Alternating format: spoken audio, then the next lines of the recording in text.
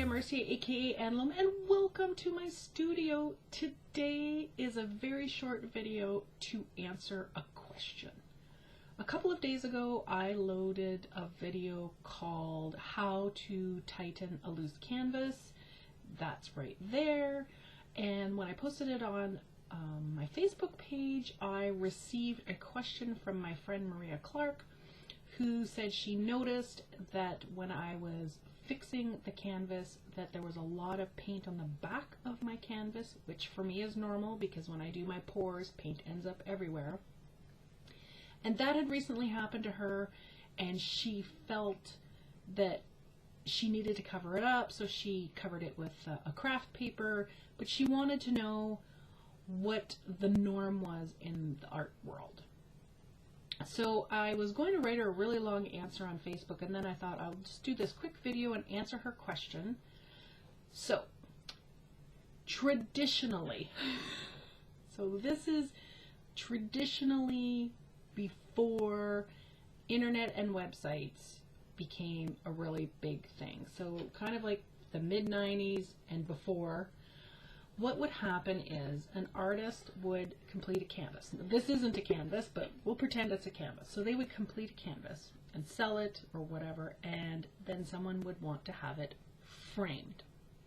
So they would take it to the framer, and the framer and the person who owned the painting would decide on the matting, and then they would decide on the frame, and the piece of artwork would be mounted in the frame with the matting, and the framer would flip it over and would finish the back with a type of craft paper. It was a very thin craft paper.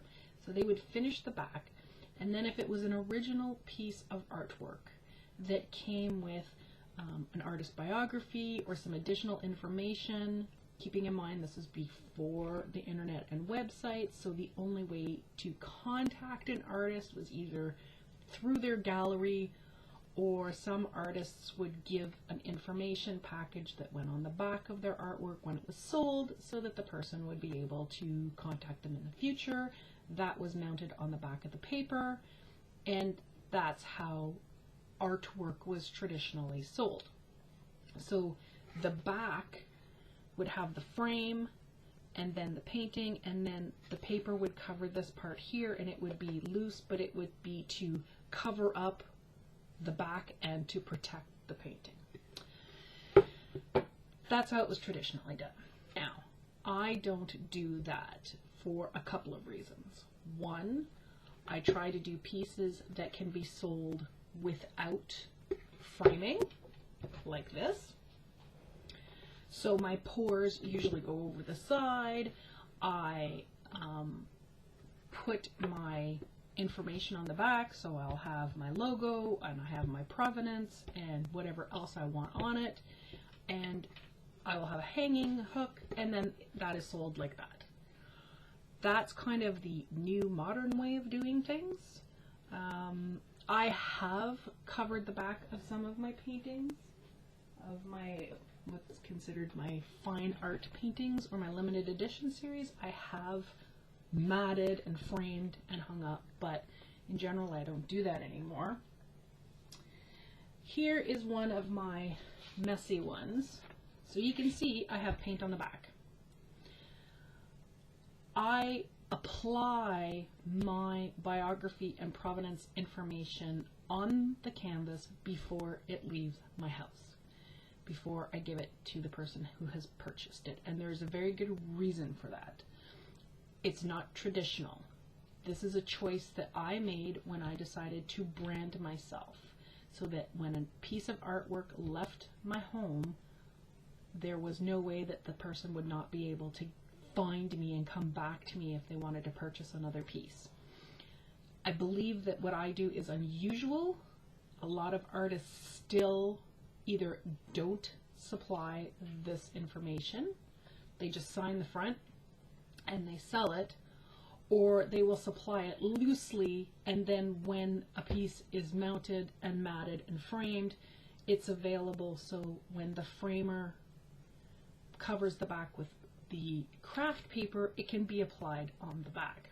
Now, here is the problem with that. Those are two problems. One, loose things get lost, and nowadays there is something called float frames. So this is a float frame. You can buy it at Michael's or Curry's. I think I bought this one at Curry's, and basically what it allows a consumer to do is to take a piece of artwork and pop it into the float frame, and then you screw it on the back and it's ready to hang. Because of products like this, a lot of people do not go to a traditional framer. I certainly cannot do anything but support my local framer. However, for me, it's difficult financially to be able to frame all of my artwork professionally. So I go with the float frame. Lots of people go with the float frame. The float frame is open. I like that because now I've added my provenance onto the back and it can be seen. So I learned a long time ago, and again, this is me, that the back doesn't really matter. I also do extremely large pieces. I do pieces that are 3 feet by 4 feet on a gallery frame, or sorry, on a gallery style, so the edge of the canvas is about this big. They are meant to be hung without a frame. Therefore, when I started making them, it never occurred to me to frame them. I knew the back was messy. However, that didn't bother me, knowing that it was going to be hung up on a wall, and the chances of someone taking a heavy, large piece down and looking at the back to see if it was messy or not was, you know, practically zero.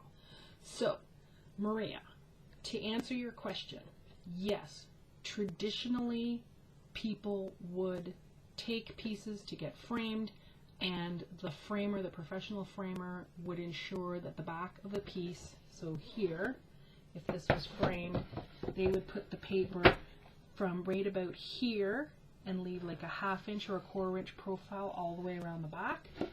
And then they would put the piece of paper on, and then they would take these kind of things that traditionally weren't stickers, they were traditionally done on cards, and they would adhere them to the back with Scotch tape, archival Scotch tape.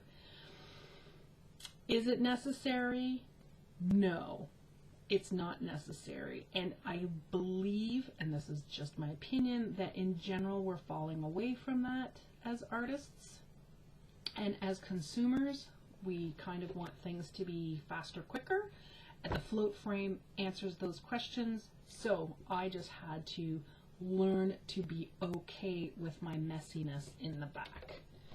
So it doesn't matter what you decide to do, whether you decide to get it professionally framed, go with something like a float frame, or just hang it like this. I mean, the hanging, I put the hanging wire on it. So technically this can just be hung the way it is and against the wall. Nobody would be the wiser. So technically it's completely up to you.